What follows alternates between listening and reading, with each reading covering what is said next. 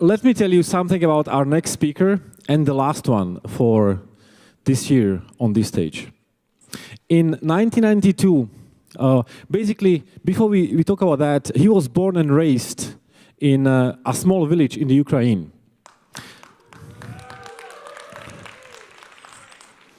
In 1992, he came to California and became an engineer. He was hired by Yahoo in 1997. After a while, he left and he tried to get a job at Facebook, unsuccessfully. So he built a mobile app that was acquired by Facebook in February 2014 for $19 billion. Today, he will be interviewed by his friends, which he refers to as the godfather of WhatsApp. Why? Because WhatsApp literally was born on his kitchen counter, and he was the first user of WhatsApp.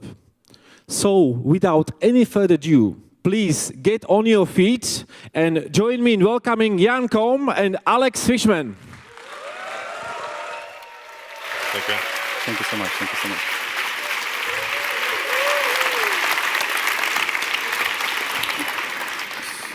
Comfy chairs. Thank you so much.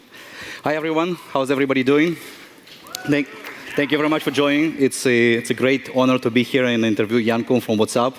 So let's start with how many of you actually using WhatsApp?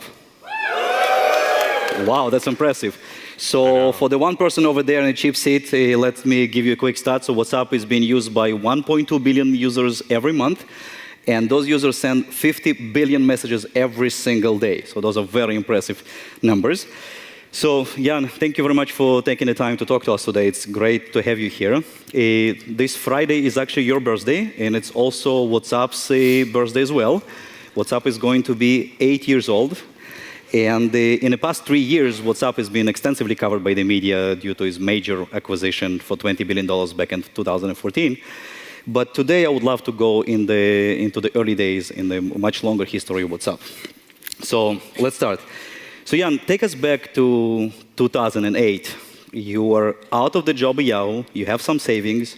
You don't know a single founder. Nobody in your network is doing startups. You don't know a single investor. And the startup environment wasn't as big as nearly as it is today. Startup Grind didn't exist. 500 Startup didn't exist. Angelus didn't exist. Neither is Andreessen Horowitz even. So why weren't you looking for a normal job?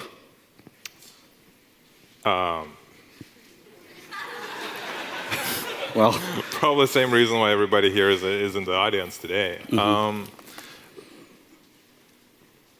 Before I answer it, it's really exciting to be here because what he didn't tell you is that we've known each other even before we started the company.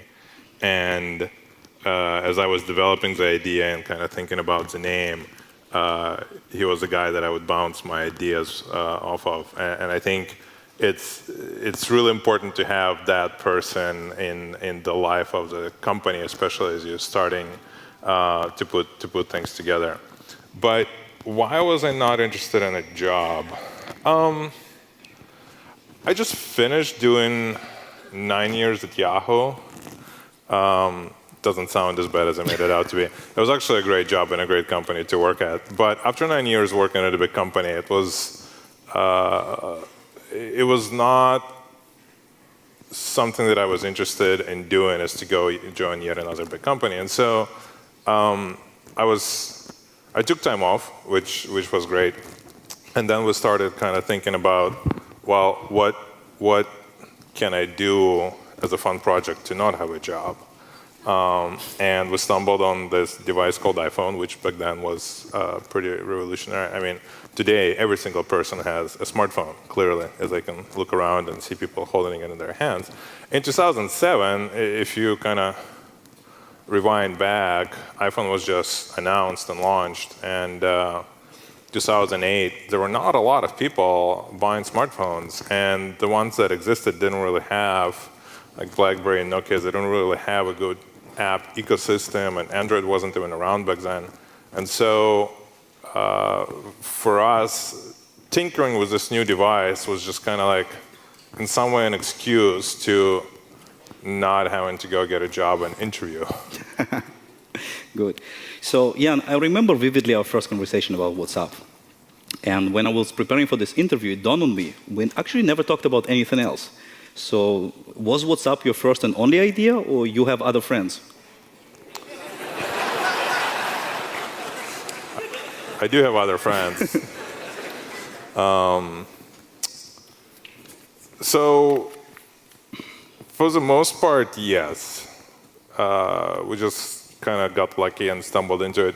The messaging wasn't the first idea, and I think we're going to touch on it in a second. But the idea of an iPhone app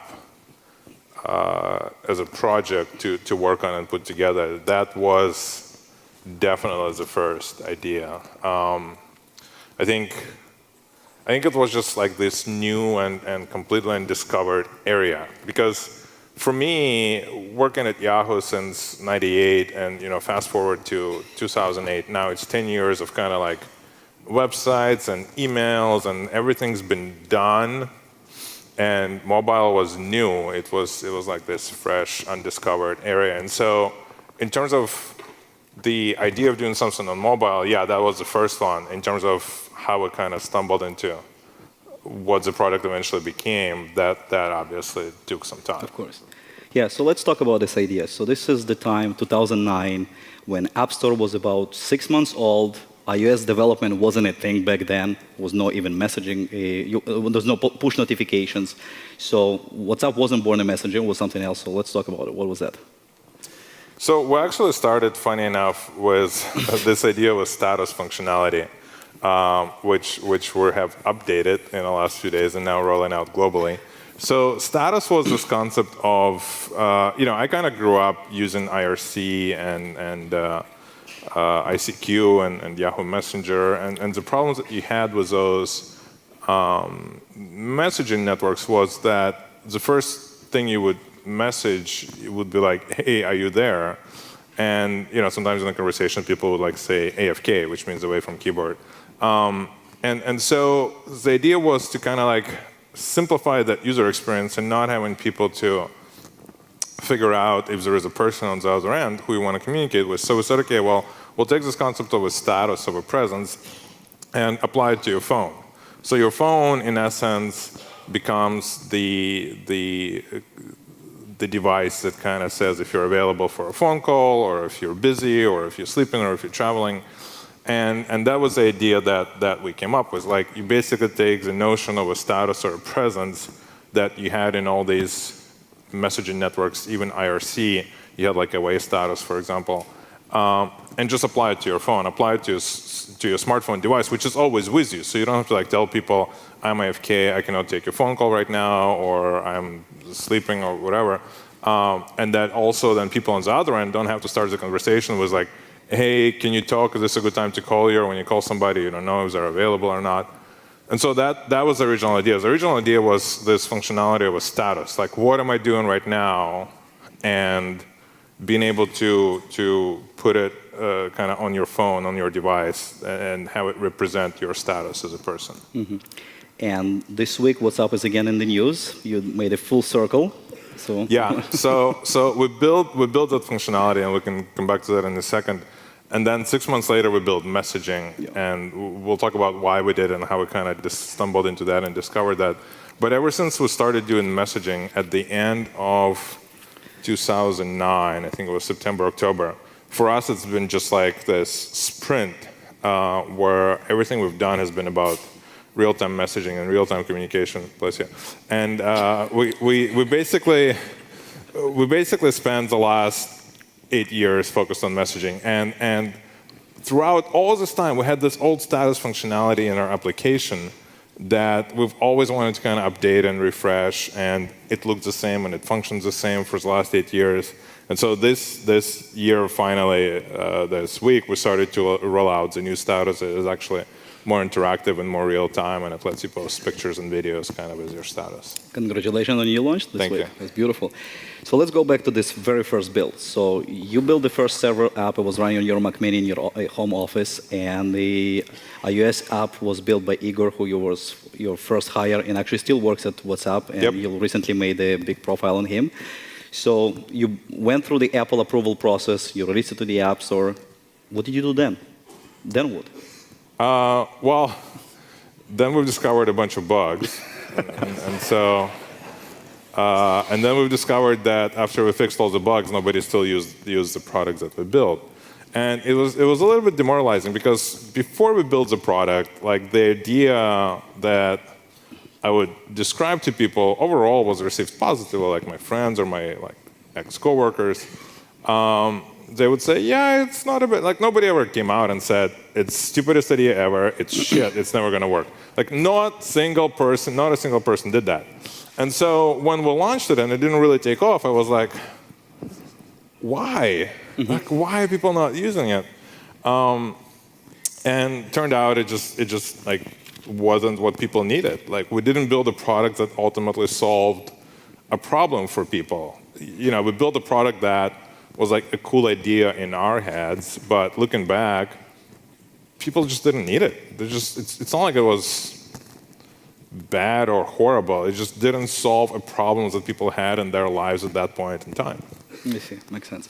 So WhatsApp is slowly growing, not as much as you wanted, and at some point you decided to add chat functionality. What made you do that? Yeah, so I think around the time, it was 2009, I think around summer. Apple introduced push notifications.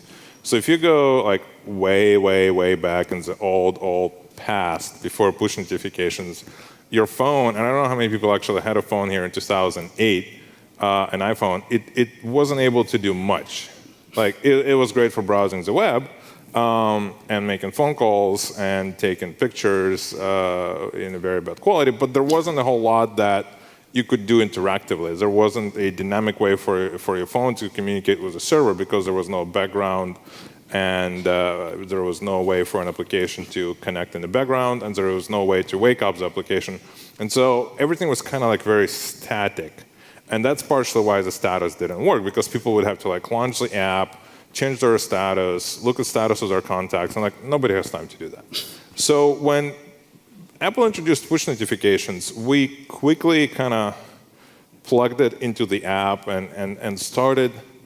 We introduced a feature where if you change your status, it could like go out to all the people and kind of like broadcast your status update. And we've noticed that some people were actually using it as a communication method. And then people would also write into us and say, look, you kind of have this way for me to communicate with my friends using push notification.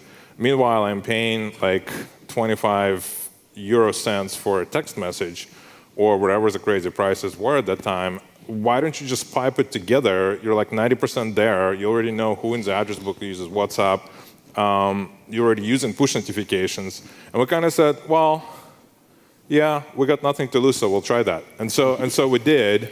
And it turned out that that was actually the problems that people needed, had to be solved, because SMS was really expensive. It was unreliable. It was 20 years old. It was very limited in what it can do. It could only send text, and multimedia was really painful on SMS, and was even more expensive. And forget about like, and this is always in one country. Imagine if you're trying to message across countries, across borders. And here, you know, we're all living in the United States, and it's like, the country is huge, but you go to Europe and like you have a bunch of smaller sized countries all together. And so people in Germany trying to message somebody in France, or people in Switzerland trying to message somebody in Italy, and all of a sudden you have to pay like almost €1 for a message. It was ridiculous. And so all of a sudden we realized that we were solving a problem for people, and then it just took off. Yeah, it was incredible to see that, but it's very interesting. So status near your name was kind of a novel idea. It didn't take off, but it was novel. But messaging wasn't. I mean, Gtalk and Skype and half a dozen of other competitors were out there at the same very time. How WhatsApp was different? So there were a couple of things that we actually introduced that people didn't do before. So I remember I took some time in 2007 and I went 2008 and I went traveling.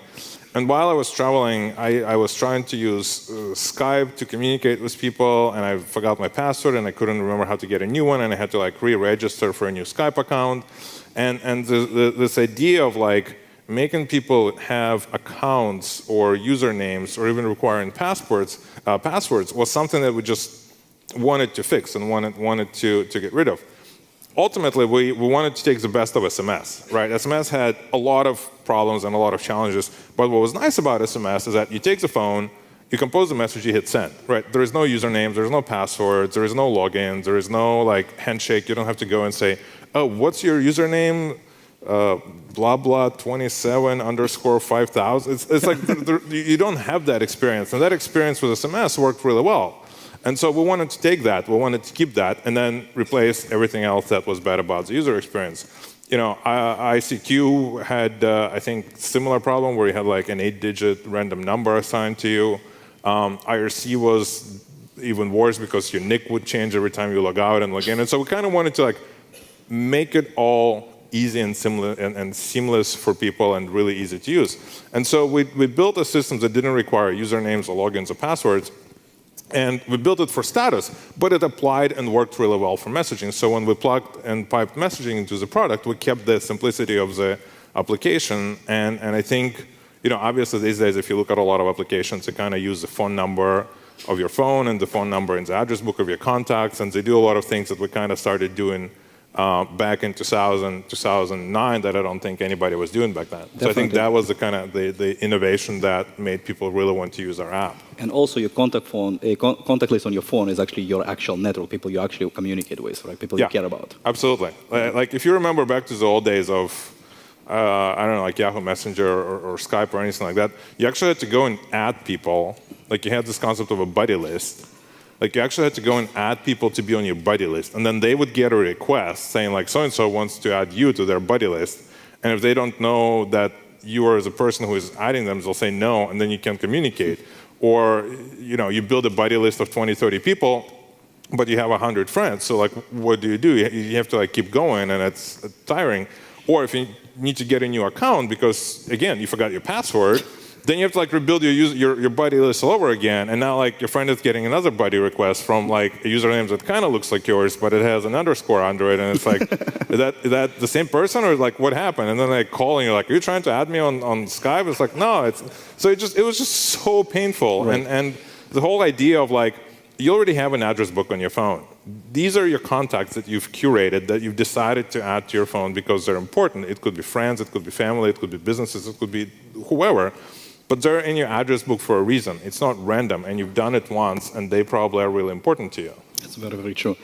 So yeah, at this point, WhatsApp is free, and there is no business model inside. And at some point, you decide to start charging $1 for the iOS app. Why did you do that? Why did we start charging $1? We were trying to balance. We were trying to like. It was almost like walking like a tightrope act. We were trying to balance, on one hand, making money, or at least breaking even to the point where like we weren't burning a lot of money. So we were self-funded originally. Me and my co-founder, we put in some money, and we also got some angel funding as well at a later stage. But we were still trying to be really, really conservative and frugal with the money we had. So on one hand, we were charging people to make sure that we have revenue to pay for lights and servers and the basic stuff. But then we also wanted to, believe it or not, to slow down the growth of our network, which in today's world kind of sounds backwards. It's like, why wouldn't you want your network to grow? Well, there were a number of reasons. One, we wanted to throttle our network growth to make sure that we can provide a great service. So we didn't want to be known as a company that has outages, or a company that can't provide a good customer support, because all of a sudden you have a flood and influx of users into your network, and yet they can't provide help, they can't get customer support, your servers keep falling over. Like we wanted actually to have somewhat of more of an organic growth. And I think that's the reason we just felt that having a paid relationship with our customers would create a better relationship in general, because when they pay for a product, they would want to continue using it. Right, makes sense. That's great. So let's see. So phone number is as ID, contact list is your network. Those are the two important aspects. There's actually another thing. So WhatsApp was growing outside of the US, and has a huge contribution to its growth. Hundreds of millions of users using the WhatsApp outside of the US. One of the reasons for that is because WhatsApp was cross-platform from the very, very early days. So, back in the day, it was iOS, Android, Windows, 2 BlackBerry platforms, and 2 Nokias. And Nokia actually played a big role in WhatsApp growth. Can you talk to us about that? Yeah, Nokia was huge. I mean, I was probably the only person who had a Nokia phone amongst my friends in 2006, 2007. I had a Nokia candy bar phone. And I remember like I had it jailbroken. I had this Netmon software installed that showed you like which cell you were connected to and like the signal strengths in different ways, not just like with the bars. And so I was really attached to my Nokia phone. It was great. Like it had Bluetooth. I could like play music on it. It was just really, really cool. Like I even had internet. Like I can even use it to connect to an internet. Like I remember using it as like 3G hotspot or something like that. Maybe not 3G hotspot, but it had 3G connection, so I could actually like connect it to an internet and get like a very basic rudimentary black and white web page if I went to a website. And so I really loved Nokia. And going back to Europe or just like visiting my friends in Europe and Russia, Ukraine, or Israel or other countries, I would see that Nokia was really, really popular all over the world. And for some reason, not in the United States. And that's fine. But when we started building the app and when we were deciding which platforms to support, we actually made a commitment to build for Nokia early on because we knew there were a lot of people. And Nokia S60 was actually a really, really powerful operating system. It had like multitasking, it had full internet connectivity, you could like auto start an app. I mean, it made iPhone look like joke in terms of functionality you could get back in 2008 on Nokia versus an iPhone. And so we built our app for Nokia, and it actually helped fuel our growth in a big way because there were a lot of Nokia users on S60 and S40 who wanted to connect and be part of WhatsApp group chats and WhatsApp messaging with their friends. And then when they went to buy a real iPhone, then actually they obviously stayed with WhatsApp. Exactly. Yeah, of course. Okay, so let's talk about Sequoia. So Sequoia makes about 10 to 12 investment during the year. That's all they do. That's it? That's it. And I didn't know that. Yeah, well, okay. And I'm sure there are many people in this audience would love to be part of the lucky dozen. So can you share your secrets, how to secure Sequoia's funding?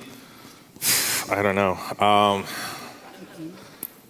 That part of my life was kind of like a blur. We were going so fast, and just like things happened. I think at some point,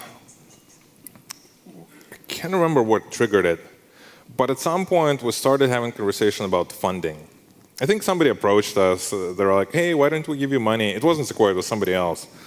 And I think that triggered the internal conversation with me and my co-founder, Brian. It's like, well, maybe we should take money. And then I remember talking to Jeff Ralston, who was our coworker from Yahoo, who is now at YC, and Jeff gave us this really good advice. He's like, you want to raise money when you don't need money, because when you need money, you're not going to be able to have the terms that you want, and you're not going to have the leverage. So his point was like, it's always good to have money in a bank. You can always do stuff with it.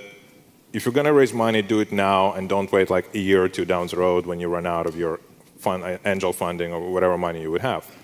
And so we kind of started having these conversations internally. And I think just by pure timing coincidence, around the same time, Sequoia reached out and came in to meet us. And we didn't really have any like a pitch deck. We didn't really have a single PowerPoint slide. We didn't really have anything. And they wanted to invest in us, and we're like, well, okay, maybe we should talk to a couple of other firms. So we went and talked to a couple of other firms that also reached out in the past 6 months to us. And eventually we picked Sequoia, and they just made the process really easy and really lightweight and really simple for us. They really wanted to be a partner in what we were doing. And to us, it was just more of a natural fit. So let me get it straight. You guys were, Sequoia reached out. It's not like you were chasing them, right? So the important thing is you actually build a product first that actually people use and they enjoy using that, and then investors will come after you. Yeah, we were not focused on raising funds. We were focused on building the product. We were focused on like supporting our users. We were focused on making sure that our servers were functioning and staying up, and we were making sure that we're building features fast enough to make our customers happy. And so we were not thinking of funding at all. That was not our primary focus. That was not even our secondary focus. We were busy interviewing and hiring and submitting new releases and fixing bugs. And I think having a product and having a growth that we were having at the time is what triggered the interest of all those firms. And I think Sequoia had really good pulse on what was going on with mobile, and I think they recognized early on how important mobile was going to be. And I think using the analytics that they had that kind of showed them which apps are growing faster than the others, they reached out to us. Yeah. So there's another thing that you said. You never had a pitch deck. Right. Is that right? Wow. So let me get it straight. So you never had a pitch deck. You never chased investors. You always ignored the press. You never won a crunchy. I can't believe you got me to do this. You never won the crunchy, right? You haven't spent a single dime on advertising or marketing. So that's the opposite of every single instinct of every single founder out there. I still hope to win a crunchy one day. one day you'll get a crunchy when 2 billion users. So what's the story? How do you do this? Like it's opposite of every single instinct. Yeah, it's kind of like that. We always talk about Seinfeld. It's kind of like that George Costanza. You do everything in. You refuse to wear the puffy shirt today.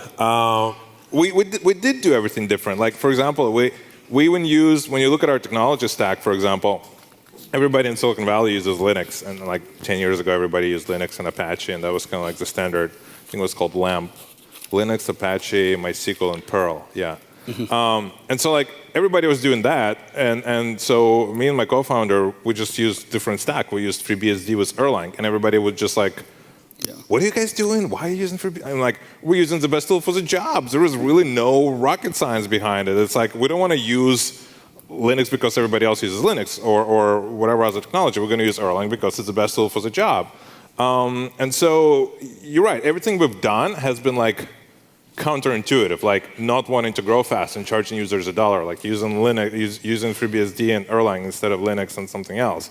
Trying to avoid press because we wanted to like focus on actually building the product and not wanting to have a lot of spotlight and attention in Silicon Valley because we were tiny and we didn't really have a PR or marketing department or comms department or legal department. So or a sign on your door. And no sign on the door. We wanted to stay like as under the radar as possible because we didn't want to be distracted. Like we don't need a sign. We all know where we work. Like, we know where our offices are. Yeah. And that's true. And so we just figured like the less distraction we have, the more room we have to make mistakes, fix them, try new things, iterate, and just keep doing what we want to do. I see. Makes sense. Makes sense. So there's another thing that actually helped WhatsApp succeed, and that's you have redefined the F word in your office. Can you talk to us what F word means in WhatsApp? Well, that kind of goes back to what we were talking earlier. Exactly. We really try to. We talk a lot about focus internally, and what that means is we don't want people who talk about the company or write about the company or tweet about the company to be a disruptive force inside the company. So we always tell our employees, focus on what you're doing, focus on the product you're building, focus on the features that we need to roll out, focus on making the application launch faster, work more reliably, not crash, and then good things come from that. Like good things come from users wanting to use the product, not necessarily having a lot of press or marketing or whatever else that we were trying to avoid in early days. Makes sense. Makes sense. So Jim Getz, the partner of Sequoia, he wrote an article called 4 Numbers That Explain Why WhatsApp Was Acquired. And I would like to talk about one of them, and that's number 32. And that's the number of engineers you had at the time WhatsApp was acquired, while supporting 450 million active users. Which is just, the ratio is 1 engineer per 14 million active users. That's one hell of an impressive ratio. How did you do that? We hired really smart people, that's important. We were actually lucky because me and Brian spent a lot of time working at Yahoo. And we met incredibly smart people there who became part of our network. And so when it came time for us to go and recruit, we didn't have to spend a lot of time chasing people we don't know or looking for people who we don't necessarily know if they're going to be a good fit into the organization or not. Because we have spent all the time at Yahoo, we were able to reach out back to our friends and ex-colleagues and say, hey, we're doing this new thing. It would be cool if you can come join and help us. And here's the numbers. Here's how well we're doing. We're growing, and we would like you to be part of this ride. I think the other is we were able to kind of stand on the achievements of the previous generation, right? I remember when I was working at Yahoo, like we were using FreeBSD 2.1 or 4.2, but the technology wasn't really well developed. And 10 years later, you have things like Erlang that work really well, and you have FreeBSD that is really stable and reliable. I think we were using FreeBSD 8 or 9 at that point. And you have all this technology that basically, like for example, one thing we were using was SSD drives. So we started using SSD drives in 2009. And back then, everybody was like, "Oh no, don't use SSD drives. It's like the performance degrades after a certain number of reads or writes." Yeah. And we just didn't see it in our production. We're like, what the hell are you guys talking about? So we really fell in love with SSD drives. We were joking inside it was like crack for us. We were like addicted to SSD drives. And like every year we would wait for the new size to come out. So we went from like 32 to 64 gig to 128 to 256. But so for example, 10 years ago, or 20 years ago, there were no SSD drives. So you had to have like a bunch of servers. You had to have like extra redundancy. The spinning disks were slow, so you had to like put a lot of effort into making sure that your software could compensate for that. Whereas we actually took an approach of like, okay, well, we're gonna get really, really fast servers with dual redundant power supplies and SSD drives and gobs of memory. And so instead of our engineers running 1,000 servers, we could probably do what we needed to do was like 10 or 20 back in those days. And so we didn't have to worry about like spinning disks failing because we were using SSD drives. FreeBSD was really reliable at the time. And so we were able to kind of take advantage of all the technological progress and breakthrough that happened up until that time. Yeah, but still 14 million to one engineer. That's well, very, very impressive. People also helps. Yeah, that's very impressive. Okay, so another question. Have you had other offers to sell WhatsApp? And if you did, you obviously refused. What was the rationale thinking about that back then? We didn't really spend a lot of time focusing on acquisition or anything like that. Even up until 2014, not a lot of people knew about us. I think 2013 is when, maybe late 2012, 2013 is when we kind of started people realizing that, hey, there is this app called WhatsApp, and half of the times people in the press couldn't even spell our app name correctly. They would like lowercase the second A. It's like people really didn't know about us for the longest time in the United States, especially in Silicon Valley. And then like you would go to India or Germany or any other country and people would be like, well, use WhatsApp. How can you not know about it? And so I think around 2012, 2013 is when the stars aligned in such a way that we became more known in the Valley and in some ways became an attractive company for somebody to acquire and partner with. I see. Cool. So WhatsApp went from an idea to a project to a long-term vision and then became a real company. So can you walk us through what it meant to you, that starting from an idea all the way to this huge company that you're running right now? Yeah, so if you remember what we talked about 30, 40 minutes ago was me saying how I really didn't want to have a job.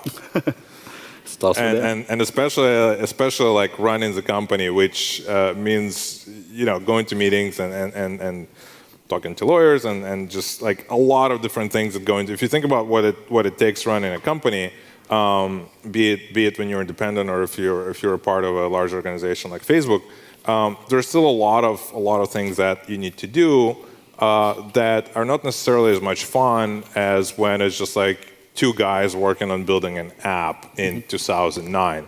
So things have definitely changed. I mean, we have 200 to 150 employees now. We're hiring more, so we have to constantly think about space, where people are going to sit. We got interns coming. What is it going to work on? Do we need to find projects? Or what projects are important? Prioritize projects. And it's like rinse, repeat, and you do this basically every day. And it's different from when you're a small company and it's just a couple of people building a product. But I think it comes with the territory. I think on the upside is that we wouldn't be able to have 1.2 billion users if it was just two guys working in a garage. So you can't have one without the other. So it's like, okay, well, if you actually get to be somewhat successful and actually grow, you have to also grow as a company, and you have to do things that you didn't really necessarily think you would be doing when you started this as just a hobby project. I see. So what do you miss the most from the early days? I think people not really knowing about us. I think being able to like roll out things and not get all the press attention we get today. Like we rolled out status and we got 20 different articles writing about it. And it's just like in the old days we would add things like we introduced group chat, which was revolutionary back then, and nobody cared. Like there wasn't a single article like what's up, introduce group chat. Today we add one feature, remove another feature, and people obviously write about it and talk about it, which kind of goes back to a little bit of a distraction because we're trying to focus on actually building a product and doing it consumes a lot of your energy. Consumer product, yeah. So yeah. Makes sense. Makes sense. Can you tell us a random customer email that lands in your inbox once in a while? Oh man, I still get customer support emails. You do? I do. People still write into me. I can't think. I think there was one where it's like 2009, 2010. Somebody wrote in and said WhatsApp doesn't work well when it rains outside. When it what rains? Rains. Okay. Like that was. What was the resolution? I don't know. I don't think we spent a lot of time debugging that one. I see. Like reboot your phone. I don't know. Yeah, I understand. Good. So, can you talk to us about the balance in running a startup and a personal life, or trying not to marginalize your personal life when you run a startup? Oh, there is no balance. Like if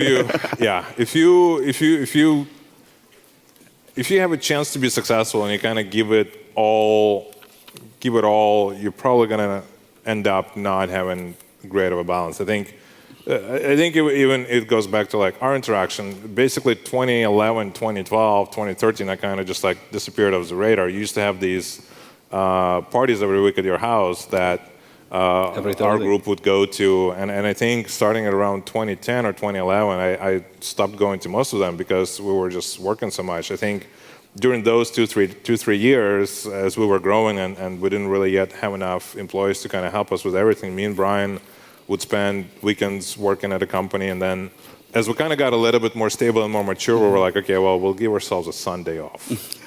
And then obviously now it's a little bit more balanced. Like we don't really spend 80 hours a week at the office anymore, which is great because now you can enjoy things like spending time with your friends and family, which we kind of put on hold for 2-3 years. But I think the other thing is like I probably weighted 50 pounds less before I started WhatsApp. So it's like another sacrifice you make. Like you don't get to see your friends, you don't get to see your family, you don't get to like do the things you want to do, like work out or play ultimate frisbee or go to the gym or anything else. And so if you really kind of go all in, you go all in. There is no kind of if or but or anything else in between.